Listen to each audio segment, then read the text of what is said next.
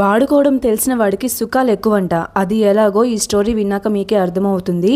అలానే తెలిసి ముళ్ళ కంపని పట్టుకోవద్దు, ఆ తర్వాత ఆ పెయిన్ అనేది మనమే భరించాల్సి ఉంటుంది. ఇక్కడ ముళ్ళ కంప అంటే బయట కనిపించే ముళ్ళ కంప కాదు, మన లైఫ్ లోకి రాబోయే మన కంటికి కనిపించే చెడు వైపు వెళ్ళొద్దు అని చెప్తున్నాను. మన సబ్స్క్రైబర్ షేర్ చేసిన స్టోరీ బాగానే లాంగ్ ఉంది, సో ఇంట్రెస్ట్ లేని వాళ్ళు స్కిప్ చేసేయచ్చు. ఎందుకంటే కొంతమంది బ్యాడ్ గా కామెంట్స్ చేస్తున్నారు, సోది చెప్తున్నావు అని. నేను జాబ్ చేసుకుంటూ నాకున్న ఆఫ్లైన్ బిజినెస్ చూసుకుంటూ యూట్యూబ్ రన్ చేసుకుంటున్నాను. వీటన్నిటిని మేనేజ్ చేసుకోలేకపోతున్న టైంలో ఒక్కొక్కసారి బాగా విసుగొచ్చేస్తుంది.